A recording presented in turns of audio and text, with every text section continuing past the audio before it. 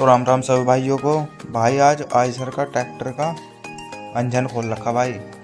इसकी पावर बढ़ाई है भाई, थोड़ी पावर बढ़ाई भाई। इंजन खोल के इसका बांध रहे हैं भाई। इसका सदा आयसर यार, इसे बांध रहे भाई इंजन को। इसके अब खोल रखा था भाई, इसकी पावर बढ़ाई है। तो अगली वीडियो में दिखाते हैं भाई अब इसकी पावर बढ़ के टीलर को कैसे खींचता है भाई। ये देखते हैं कितना बढ़ता है टीलर और कैसे चलता है।